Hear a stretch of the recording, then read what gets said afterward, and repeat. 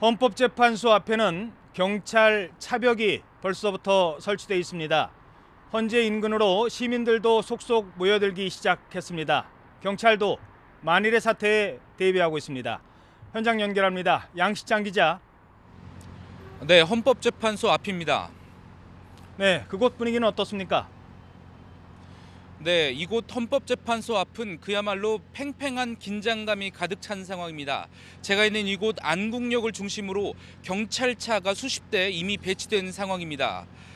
또 아직 집회 시작 전이지만 안국역 일대는 벌써 손에 박근혜 대통령 퇴진 팻말을 든 시민들과 태극기를 든 시민들이 모여들기 시작했습니다. 집회를 준비하는 시민들도 긴장한 표정이 역력합니다. 일부 시민들의 얼굴에선 비장함까지 느껴질 정도입니다. 대통령 탄핵에 찬성하는 시민들과 반대하는 시민들이 거리에서 계속 마주치고 있는데요. 충돌은 빚어지지 않고 있습니다. 양측 모두 자제하는 모습입니다.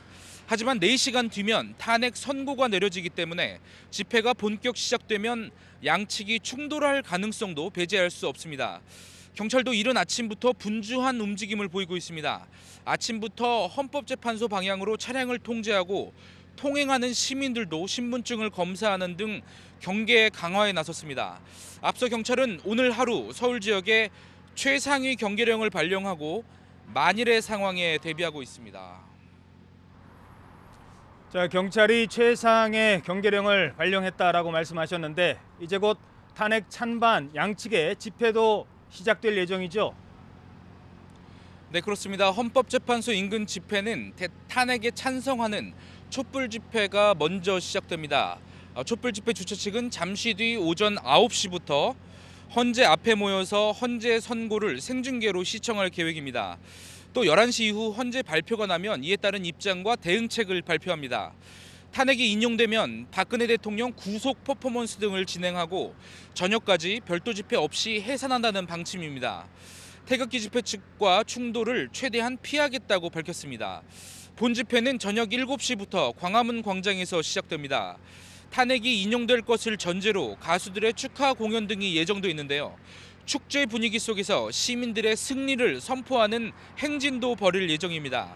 하지만 만일 기각되면 집회 시간을 1시간으로 줄이고 민주노총이 총파업을 결의하는 등 지속적인 투쟁을 벌일 것이라고 밝혔습니다. 탄핵에 반대하는 태극기 집회는 오전 10시에 시작됩니다. 촛불 집회 장소 길 건너편인 안국역 5번 출구 쪽 대로에서 열리는데요.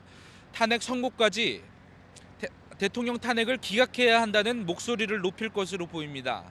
또 탄핵 결과에 따라서 집회 방향이 달라지기 때문에 구체적인 일정은 아직 밝히지 않고 있습니다. 태극기 집회 측은 탄핵이 당연히 기각될 것으로 믿는다면서도 만일 인용된다면 대한민국 헌법 수호를 위해 생사를 같이 하겠다며 결연한 각오를 다지기도 했습니다. 지금까지 안국역에서 YTN 양시창입니다.